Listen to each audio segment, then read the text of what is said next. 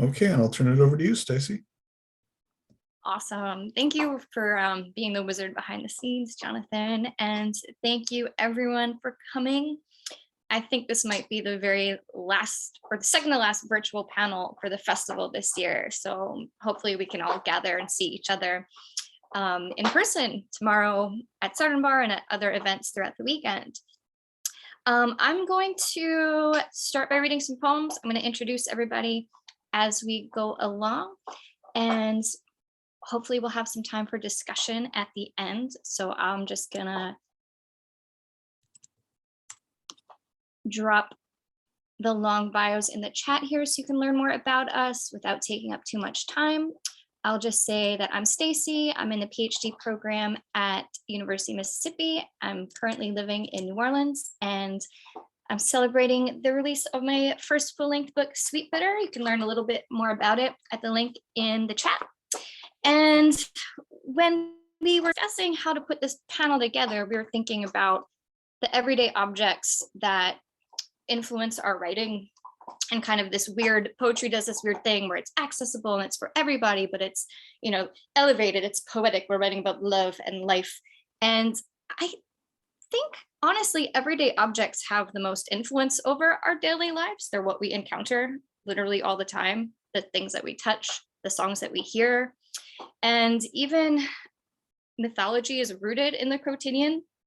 I was thinking about Lita and the Swan and the birds we see all the time, and how pelicans are winning on and off the court, and how they take on this meaning now, these birds, because of story.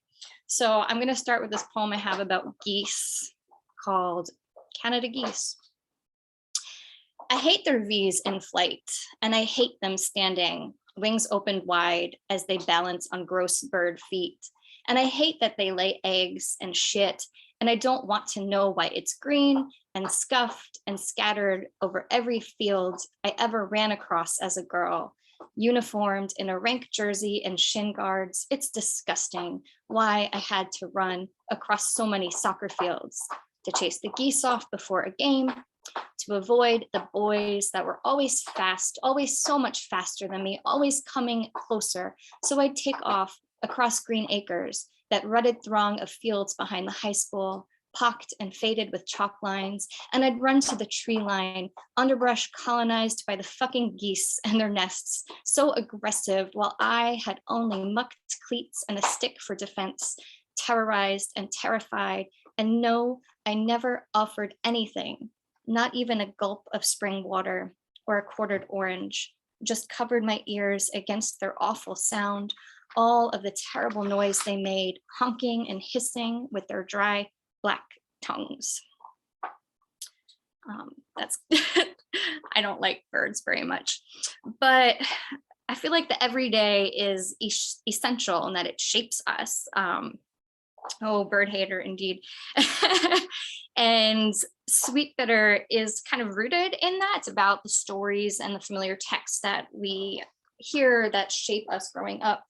And there is a poem in here that's an erasure of the Toady song Possum Kingdom, for you 90s rock song knowers. It'll be familiar. I'll put a link to the video in the chat here for you if you want to check it out on your own time. But basically, the bridge is "Do you want to die?" And the song is basically like, "Come with me behind the lake house, girl, or else I'll kill you."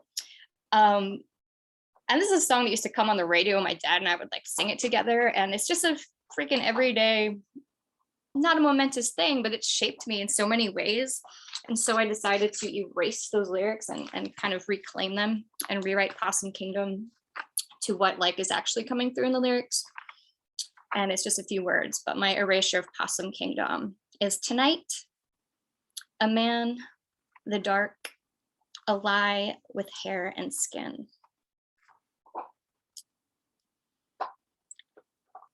And so thinking about hybridity too, the central poem of Sweet Bitter is called The Book of Red, and it's inspired by Muriel Rukeyser's The Book of the Dead. And it's a hybrid form. It takes a bunch of texts. I'll show you like one of the early drafts of it was literally me printing out these articles and taping them together and erasing things and sticking it all over the place. And I thought, like, how do I take these bits of fairy tale, these bits of lyric, these bits of memory, and, you know, make a poem out of it? Because there's that sense that it has to be elevated, right? So I made it into a sonnet crown that uses erasure and of both EPA texts, of newspaper articles, of fairy tales, and some memories. So I want to read a couple bits from the Book of Red. I'm not sure it'll be noticeable as a sonnet crown in its current form, but it was not a sunny day. I knew not to stray too far, but I didn't know why. My grandmother lived at the edge of the trees across from the public pool, set into the woods, oaks spreading all the way to River Road to meet a barbed wire fence set around the old Union Carbide Bakelite factory. I've tried to read the story, but it keeps on changing, and now the land has sold. A Superfund site on one side of my woods and a brownfield on the other. More and more dads got sick, but I knew not to question, not to wander past the red lawn flags unfurled in the dirt. When little Redcap entered the woods, a wolf came up to her. She did not know what wicked was. The wolf thought, now that sweet young thing is a tasty bite for me. We waded in the clear ground stream, mosquito arms bramble nourished, red as the nicks that would welt up when we learned to shave. We scratched skin raw, aware of our chests poked against our t-shirts, and when we heard the boys howl, we made ourselves small. Trespassers, still as trees. Radioactivity assessment, recreational trespasser. This receptor represents land use by a trespassing adolescent, age 6 to 15 years, living in a nearby residential area. This receptor is designed to account for occasional exposure to contaminated media during recreational activities, such as hiking and biking for 2 hours per week. Rewritten, recreated, we couldn't account for how the story would go. They kept telling us that there was no health danger. New houses kept going up, and then the neighborhood pool. It was all deemed clean by the standards of the time. But then these guys in white protective suits started doing all this digging and testing in the early 80s, just before we were born, just before we arrived red-faced from racing to the pool, daring each other to cross the railroad trestle. By 1997, 24 of the 46 sites had been cleaned, the cleanups not completed, over Possumtown Road. After all, we always promised we'd pay attention. It's just a snippet from the Sonnet Crown, this hybrid form.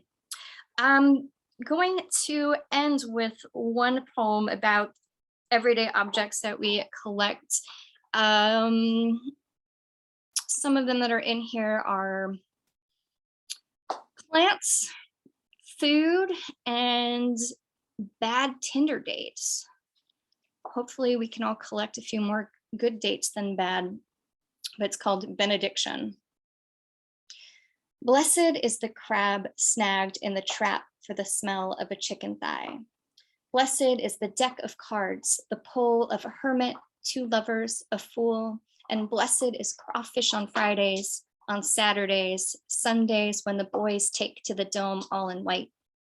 Blessed is the bartender Al, who walks his dog past my house but will never pick herbs without asking, waiting instead for me to insist. For he will use them on Taco Wednesday. For he will keep my extra sweater on a hook behind the counter. For he will cook us dinner on Thanksgiving and pour me a shot of whiskey when I tell him the good news, two when it's bad. And when I've left my husband and I'm dating again, Al says to bring any new folks by so he may pass judgment, but blessed is my foolish sense for trouble. And so blessed is the one who should have dressed better, the one who wouldn't pick up the check, the one who wanted to suck my toes, and the neighbors and the neighborhood trees, and the neighbor with a peach tree who said, next year, baby, pick as many as you'd like. And blessed is the wide water Mississippi, a name that drips with disappointment, its slow rush to meet the salty Gulf. Lord, bless our muddy past, bless the future, also muddy, and all of us who swim in it. Lord, keep our toes from touching the murky bottom, and bless the creatures who wander the muck, small but adorned with claws that pinch, and how we peel back their tails, sucking our own fingers burned pink. And bless the hermit crabs that house themselves in trash. Bless them, bless all of us who have lost, who have outgrown. Bless the search for some new love to crawl into and to call home. Thank you. So up next, we have Joshua Nguyen. He is the author of Come Clean. He is my colleague at the University of Mississippi. You can learn more about him in the chat. Welcome, Joshua.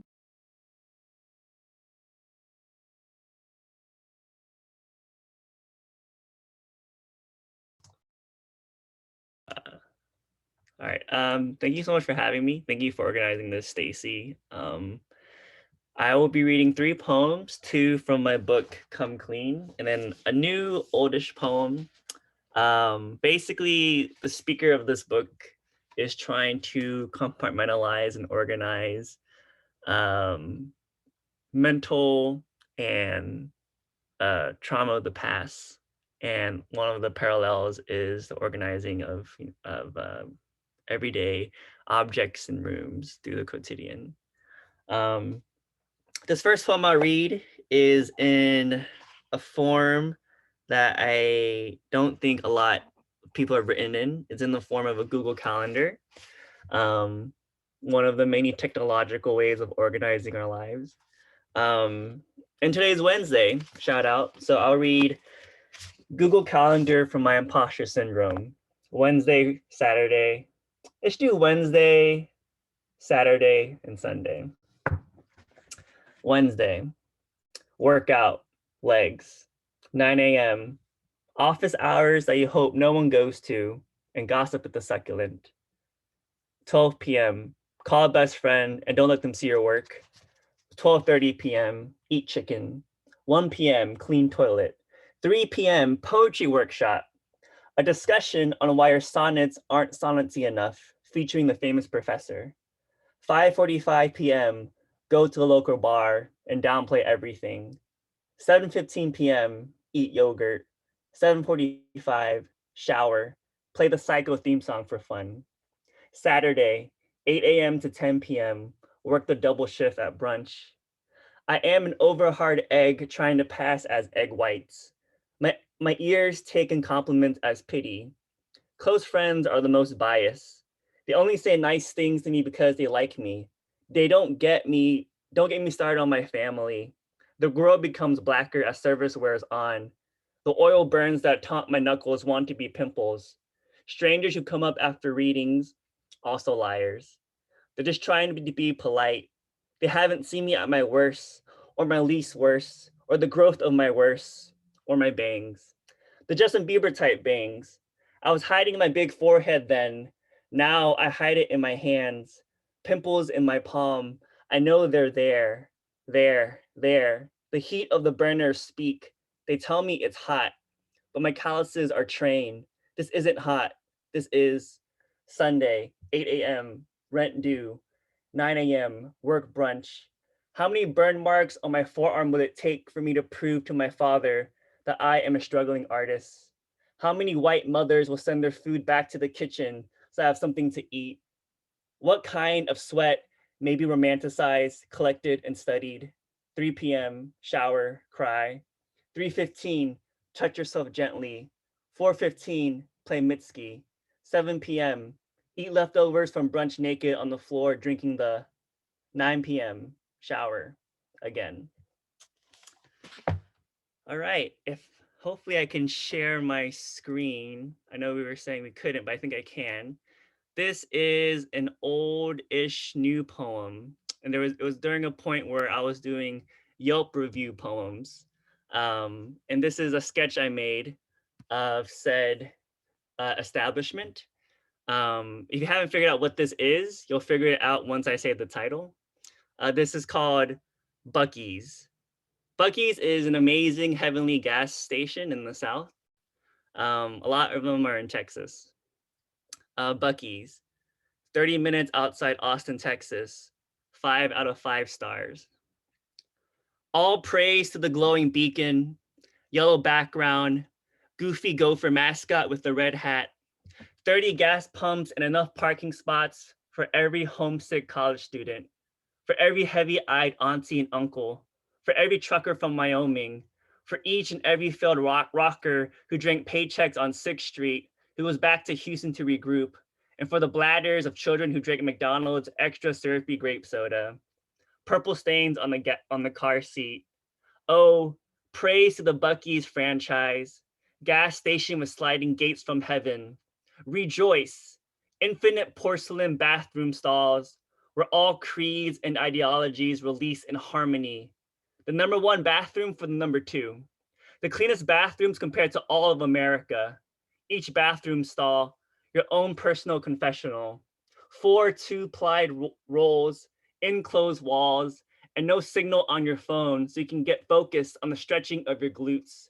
Hands unclenching from its E-shaped grip on the steering wheel. The smell of freshly cut brisket and beaver nuggets crawl below the crack on the bathroom door. You and everyone else in this congregation whisper their ambitions into this black Kasuma vortex. All right, and then I will end with this last poem, which thinks about the idea of everyday, found objects in attics or basements, and this idea of collecting them around Christmas time. Thank you so much for having me. Shout out to Beaver Nuggets. Marie Kondo is my hero on organizing Christmas. 1, a pear tree. 2, dead, attic, a worm. 3, pig, secret. 4, our snow. 5, ring, red glass below. 6, company, finger. 7, my wet, fat. 8, father's old cross. 9, 100 microphone. 10, body and blood. 11, snow. 12, Vietnam doorbell. 1, my true love, a pear tree, fantastic. 2, 2 dead, in the attic, a worm. 3, the pig, I learned secret. 4, I can recall 4 snowballs. 5, ring, red glass below the TV screen. 6, company, father, finger. 7, my wet, my sweet fat. 8, angel eye, crucifix on my father's old cross. 9, 100 microphone special. 10, the homily, body and blood. 11, snow, holiday card. 12, Vietnam, my brother is doorbell break. 1, my true love gifted me a brand new relationship status under the brown pear tree. Fantastic wrapping nevertheless. 2, 2 dead doves at the base of boxes found beneath the fog in the attic, a worm still fresh between beaks. 3, my mother is in charge of cooking the pig every year. This year, I learned her secret after dropping the pan. 4, I can recall 4 times it snowed in Houston. Hey, yellow, snowballs thrown from a bus, also yellow. 5, baby-sized Hakeem jersey, fake 94 championship ring, red glass below the TV screen. 6, I cried with company over, and it felt like my father hit me with his non-eating hand. It felt like he hit with an extra finger. 7, my wet dog, sweet pup, antisocial, slept in until spring roll started cooking. Oh, my sweet, fat, lazy beagle. 8, instead of an angel, I placed a Chick-fil-A cow crucifix on my father's old cross to fit his Catholic values. 9, all 100 seasons of Paris by Night, the puffy microphone used for Vietnamese karaoke on special occasions. 10, come in during the homily, come in only for body and blood, come late, leave early, avoid eye contact with the priest. 11, Air is still humid, no snow this year. Break out your best tank top or go nude for the holiday card. 12, Vietnam, Korea. My brother is everywhere, but in December, the doorbell is just another hi-hat heartbreak. Thank y'all.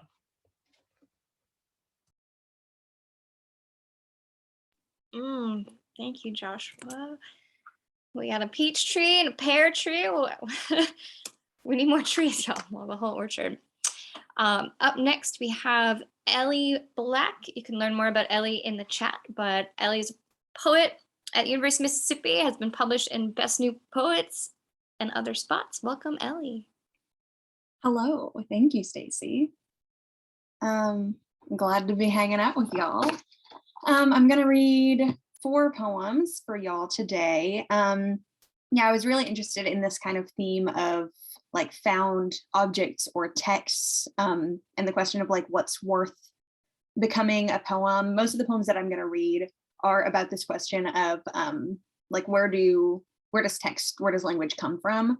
But the last poem is more of a subject question, and we'll come to that later. So this first poem is called Abuse of Power Comes as No Surprise. It's after the Jenny Holzer art piece by the same name, which I'm sure most of you have seen. Even if you are like, I've never seen that, you've probably seen it because it's very famous and popular and just kind of like crops up on the internet periodically.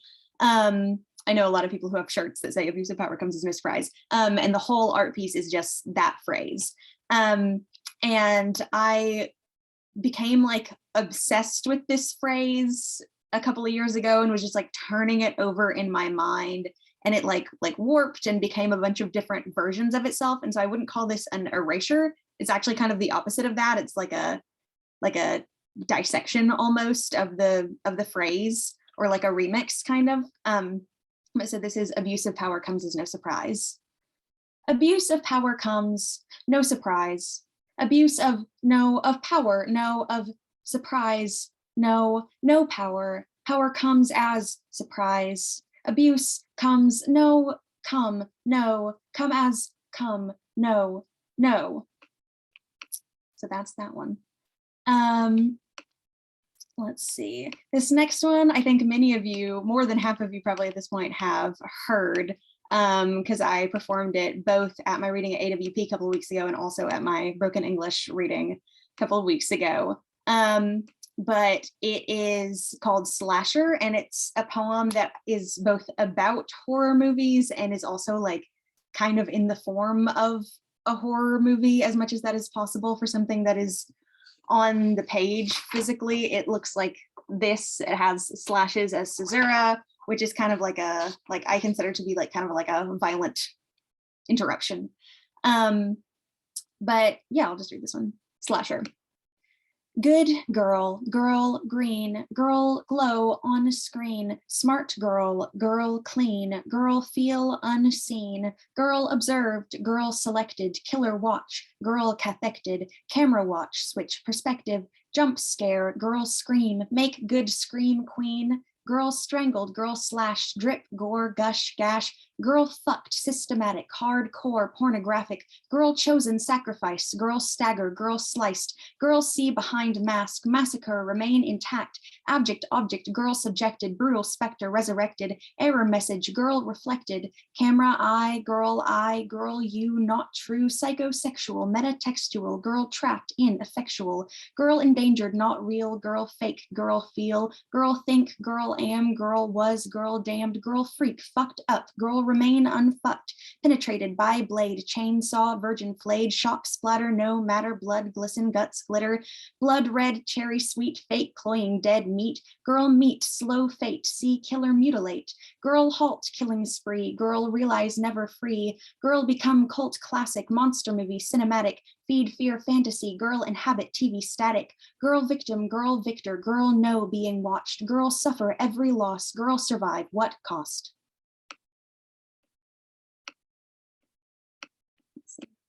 Okay, so this one I have not read out loud in many years. It was part of my undergrad thesis, but it is now in my manuscript that I'm about to be done with for my graduate thesis.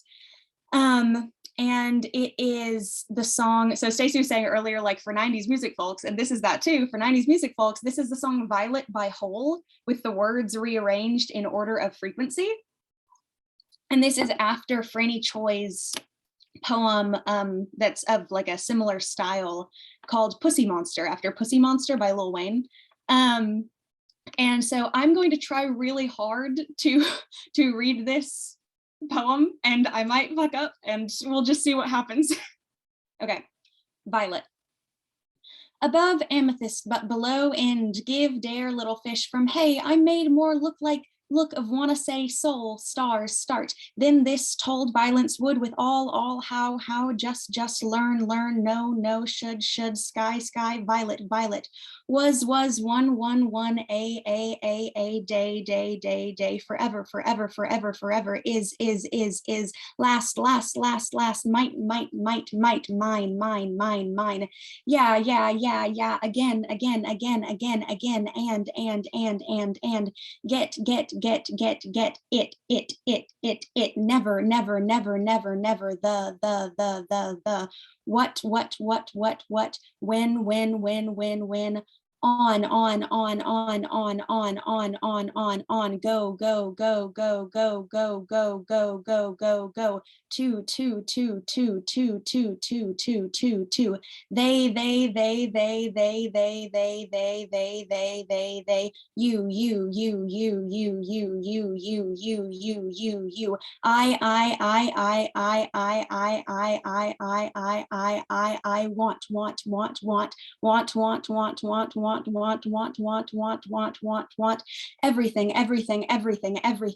want,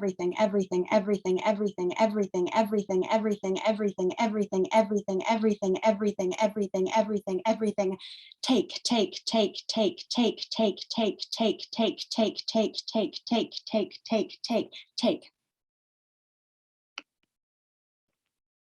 thank you.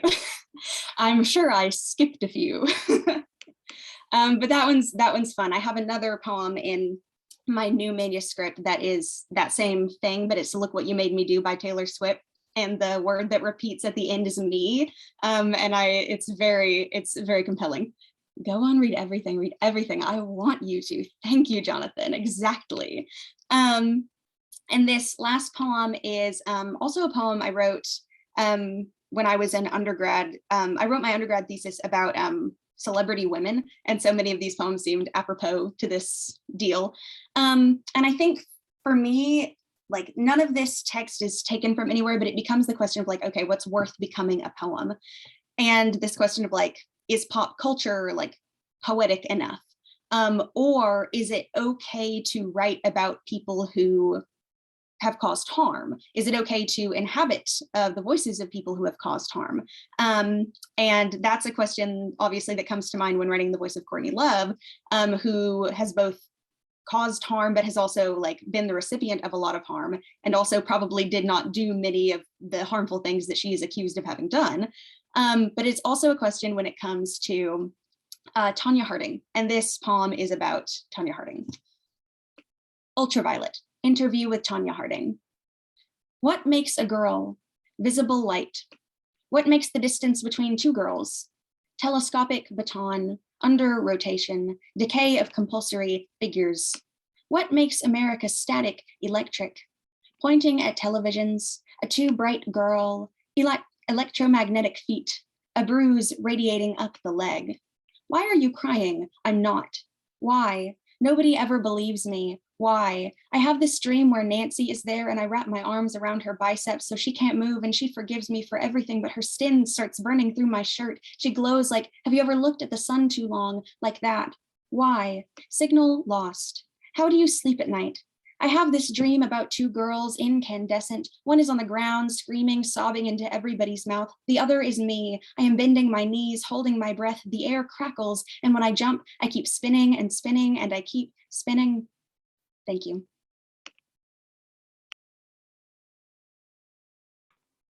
Wow, thank you, Ellie. It's been so inspiring to hear all these different forms that we're all working with. Part 2 of this will be a writing workshop, I hope. Well, cool. Moving on, up next we have Maggie Graber, who you can learn about in the chat, author of forthcoming book Swanhammer, which we can't wait to have in the world, even though it is another bird. Welcome, Maggie. Hello. Thank you, Stacey, so much for gathering us together, for organizing this. It's so fun to read with everybody and to hear poems on a Wednesday at the end of the semester. So thank you so much. I'm going to read a few poems from Swanhammer, which I learned yesterday is at the printer. So I'm very excited. It's like, I know, it's like becoming real. So I'm going to read a few poems from there.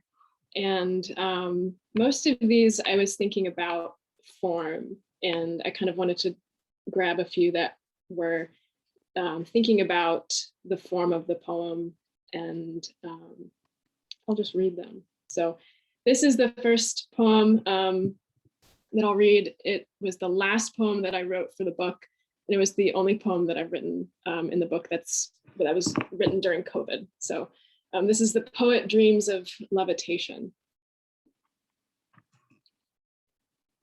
Who are my enemies? Sufjan Stevens is not my enemy. The letter Y certainly is not my enemy.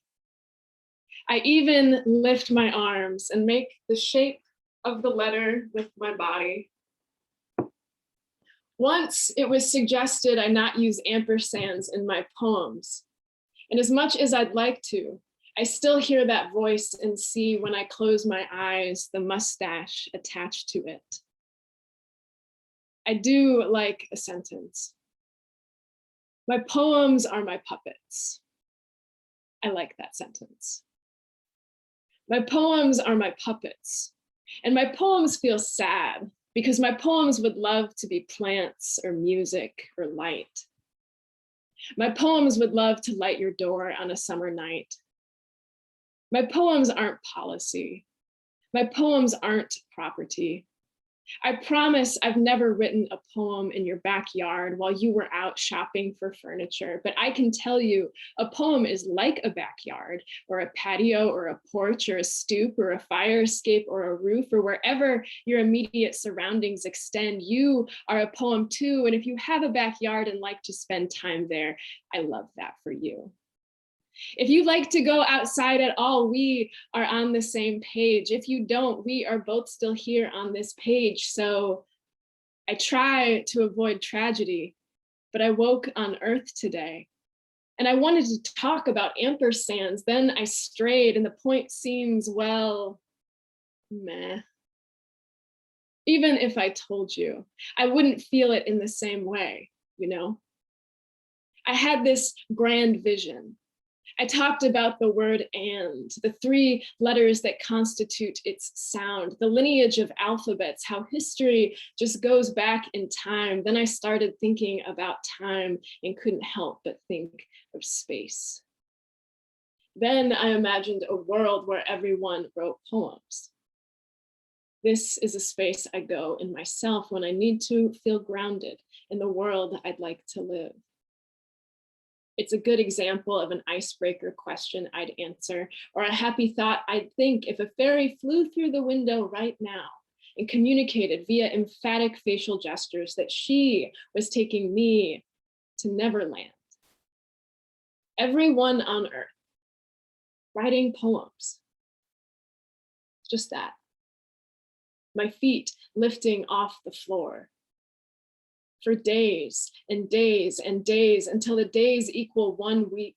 And that is 1 week of people writing poems, 7 days all over the planet, our human species in quiet fever, not hurting anyone.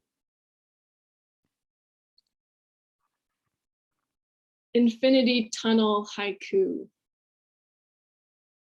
This is what you get when you hold a mirror to another mirror.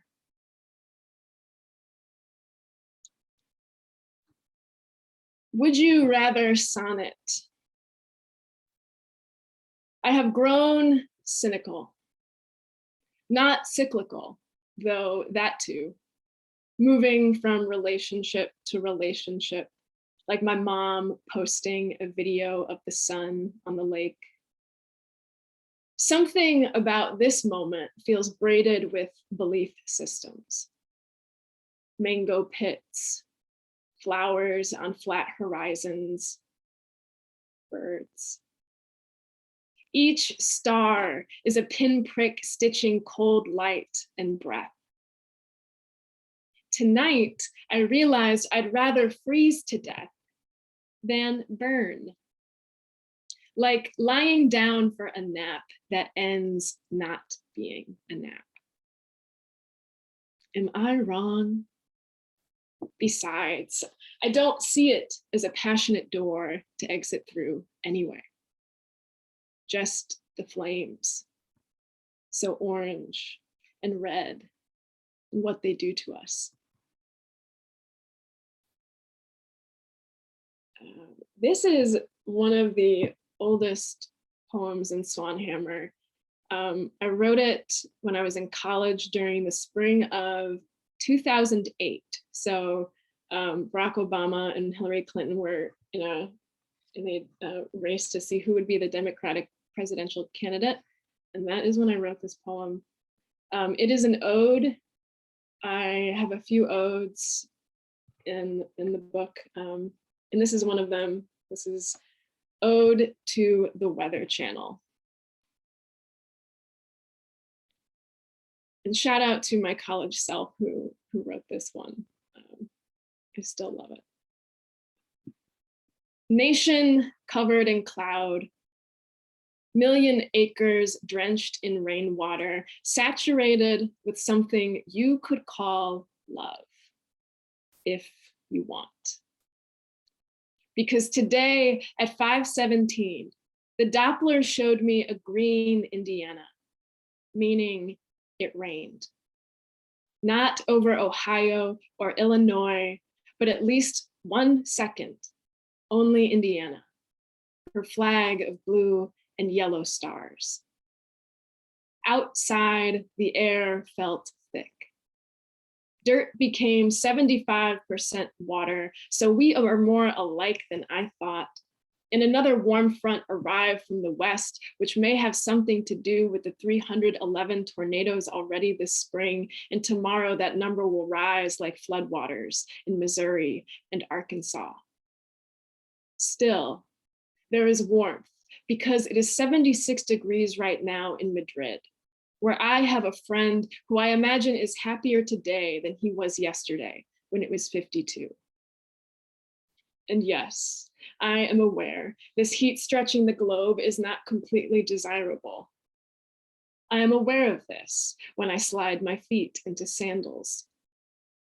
Instead, I like to recall the giant globe spinning on the ground floor of the largest building on my college campus at a rate of rotation so quick, it leaves you standing still to watch one day pass in 15 minutes. If you want, you can even pretend you're the sun, though you should be aware you will burn out in about 4 billion years. So no, this life will not last. But thank goodness for the button on the wall next to this earth whose sign reads, press button to hesitate revolution. So for once, we can stop where we are, still in this space, and listen to the rain tap the window like static, and not worry that there are still dishes to clean, vegetables to eat, and clothes to change. I'd like to tell someone this. The next person walking by, perhaps with a song in their ears. I want to get their attention, watch their finger press the pause button in the middle of some refrain so I can show them this sign, waiting for the moment on their face that says, I understand. I want to do this. And then watch that same finger press that same button to start everything magical moving once again. And this is the last poem I'll read. This is called Moon Kite Haiku. Moon from the back seat, silver ball at the end of invisible string. Thanks, y'all.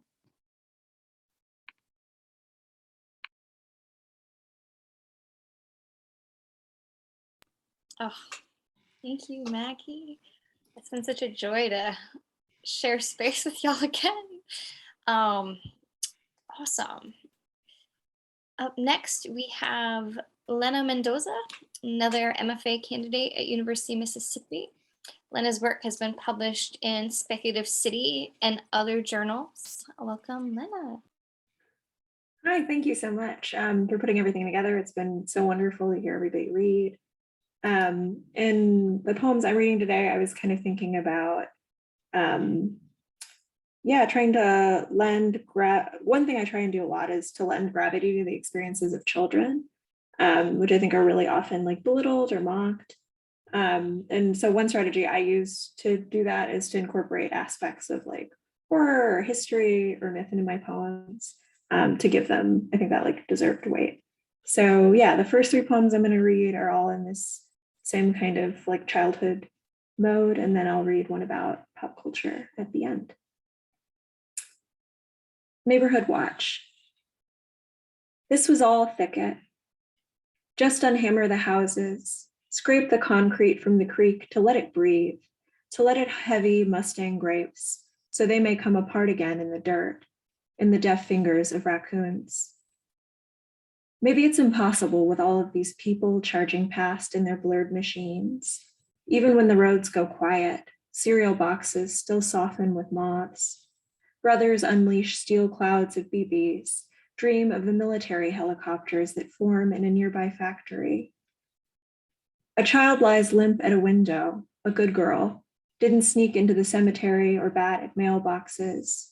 On her report card, a teacher wrote, very composed, almost like an adult. To keep herself company, she spies on skateboarders, cable men, and trash collectors, dog walkers strutting with their prissy dogs. So when a beast sways onto that shorn grass, of course she's watching. 2 gold eyes throwing back bedroom light like a guardrail, like a safety vest. Neither twitches, though saliva repels from its jaw. As it lopes off, she pries the latch, presses herself through the window to follow.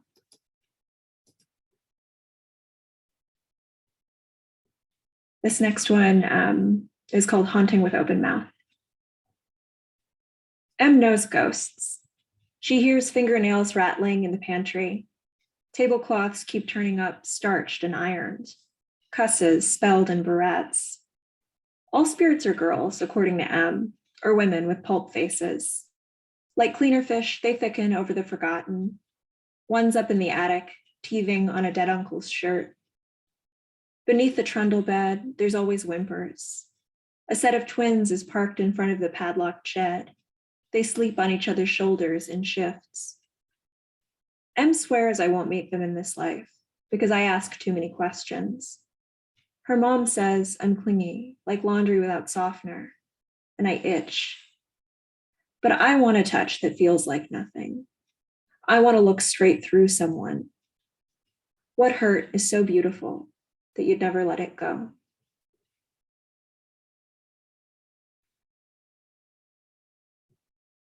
This next poem is called Falcon Lake Myth. My cousin and I swap family stories like trading cards. In the woods, in the twin bed we share in Wella's spare room, boldly at the kitchen table when home alone. I tell her the origins of the deer head in my house, which we pet past the mantle, a hand on either side of its oak trunk neck, gazing toward barren branches rooted in its mind, and eyes dark and distant as my father's. Wello shot it for tasting his garden. She gives one from her favorite genre, South Texas. It goes, once, many years ago, 2 presidents wanted to make a lake of Zapata, the town our family's from. The plan announced, most residents immediately left for higher ground, took the city with them, ceded land to Falcon Lake, drought management, the thickening border. Our great-grand something or other watched his neighborhood empty, heard the throaty sputtering of pickups fade into the desert, and refused to leave until the water entered his house, swirled at his knees. We Mendozas are so stubborn. This story seems like a lie, but it contains at least two truths. One, displacement is also about what is left behind, his booted shins pushing the water level up. Two, there is honor in going down with a ship that is yet to arrive. She says, wouldn't it be cool to dive the site? I see her, softball strong legs kicking, a train of black hair and visible breath as she descends to church pews, forever full of water, the silent homes and schools of baths drifting through decades, and the graves without flowers, some those of our relatives, all those of our people. I'll read one more poem. It's called Dissociative Episode is Britney Spears' 2007 VMA performance. In case you didn't know, you probably do. 2007 was a really bad year for Britney Spears. Yeah, she had a bunch of the very famous public mental health crisis. And this was her first performance back in a while. So there was a lot of pressure on her. And it was widely regarded as kind of a flop. And it's weird to watch. She's such an amazing performer, and you can see that she's not totally there. Yeah, so here it is. Dissociative Episode is Britney Spears' 2007 VMA performance. I'm on stage in my underwear. A spear of light splits the hanger, gouges both eyes like consciousness. The dancers are either muscle or mechanism. I'm a doll in a hot car. They know where my body goes, catch it in molds made of their skeletons. Out I fall, reproduced again. This one grabs my tit like it's an order, his face starched. I want to trip him up the steps, hitch my manicure around the cantle of his jawbone, feeling for the seam. But a voice, studio bottled, mind-like, charges the hairs on my arms, forces me to pantomime a desire best seen at close range.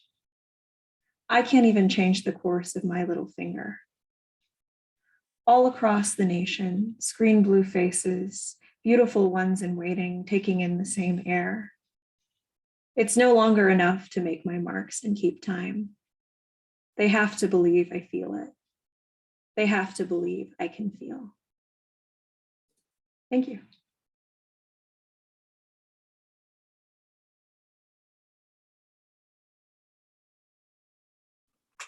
That was so beautiful. Thank you, Lenna. Wow. Such a good ending. Excellent. Well, we are to our final reader, Marina Greenfeld. You can learn a little bit more about Marina in the chat. Marina is another University of Mississippi MFA candidate. You can find her poems in Plain Songs, among some other spots, so definitely check that out. And welcome, Marina. Hey all, thanks everyone for being here, and thank you to all my amazing fellow readers. I echo what everyone else has said, that this has been great. So I'm gonna say all my stuff now so I can just go through the poems later. But what I'm really interested in, what we've been talking about found and collected materials. And I think for me, that's showing up mostly in a kind of collection from the environment and collection from the landscape. I write a lot about being from and of the South, and so I'm thinking about collecting from an exploited and extracted landscape. And so I'm going to read 4 short poems today that deal with this accumulation of materials, and especially in the way that materials tend to accumulate in the wake of a loss and during grief. So I feel like I'm going to end us on a low note tonight, and I'm sorry for that. Thanks, Joshua. So this first poem is called A State. The dam, the water throwing itself away, no wonder she lost track of time. I screw myself together every morning, a tool to pull this place apart, a life's rubble sorted, teacup, teacup, teacup. I leave the dog biscuits in the closet for the mice. The dog is gone and they were in this house before me. They'll be here after too. And the constant rush of the river, there's a child dancing in the hallway. She says she has lots of papers to grade. We answer the phone too much. She's dying, they're going to kill her. We'll go to hell for what we've done. I leave the window open to feel my toes slip away. All night long, ice melting in the current. One morning, a kingdom of larvae hatch out of the rug.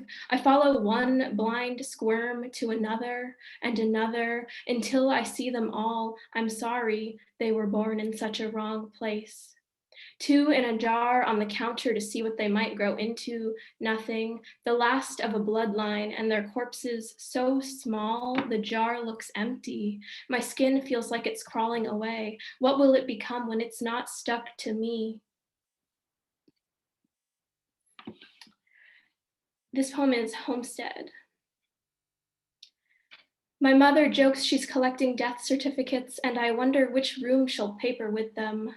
Imagine sneaking in, scrawling my name on the night's blackboard. I'd like to see the pale worm of my signature crawl along the walls. I used to sign the M like cat ears and draw whiskers below, but I can't be a pet searching for warm patches in that house anymore. Finally, they put his ashes in the ground this week. A redwood I'll have to look at next time I'm there. Who will be the first to build a nest in a tree born of the body's soft burn? I hear two erasers collide. Again and again, I bloom in the dark, a cloud of chalk dust. Cultivation. Stop moving and I'll mildew, moldy as dish rack, moldy as bedroom wall where rain seeps through, paper label of dental floss speckled blue, green, below basement light. One night soon I'll wake in the warm, dark, rippling with damp teal fur, I am sure of it. But you root yourself, still live in your hometown and never seem to wilt. Enjoy being easy to forage. Last time I saw you, reedy beer garden, you'd grown so tall in the sunlight. The whitehead on your chin, sweating festival of long nights and poor soil. I don't know even now what color your irises gather from the summer, your smile so wide in every picture they hide. Instead, I imagine eyes all white, precious, sterile, bleached shark's teeth sifted hot from a parking lot's crushed shells. All right, this is my last poem. It's called Matt's Wild. My neighbors cleared out a patch of tomato plants this week, rolled them to the curb, tangled like a ball of holiday lights. A few orange, yellow fruits, still unaware they're no longer tethered to the earth. It's the scrubby kind of plant my mother calls a volunteer, meaning it'll come back year after year without being asked. I know their name, the hundreds I've harvested with finger and thumb. They come off with just the lightest pinch when they're ripe. Wait too late in the summer and they'll burst, sides seam split and spilling the seeds of next year's crop. I learned Matt was gone from Facebook on the tarmac at SeaTac, late and alone, a long drive up the peninsula, catching the last ferry home, how its lights disturbed the misty air, how its horn polluted the sound. The night's fabric torn like sails from the mast in a storm. Varieties of tomatoes that haven't yet been bred to fit easily in a suburban garden are called indeterminate, meaning they'll just keep growing until they're stopped by the first hard frost. Matt, I look for you now at the last harvest and find only my own noise. Thank you.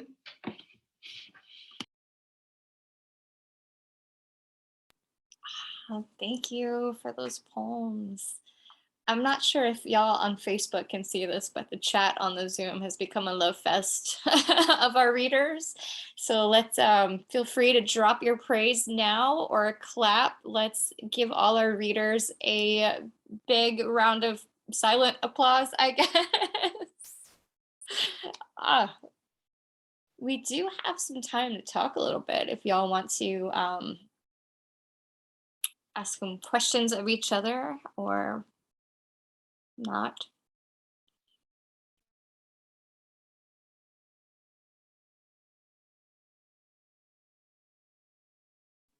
End it with the love fest.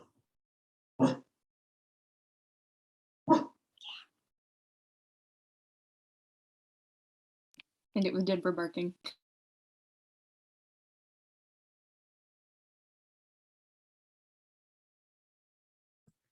So I'll just say we have one more virtual event tonight at 7 p.m., one more reading, and tomorrow we begin the live events for the New Orleans Poetry Festival, Thursday and Friday evening, and all day Saturday and Sunday.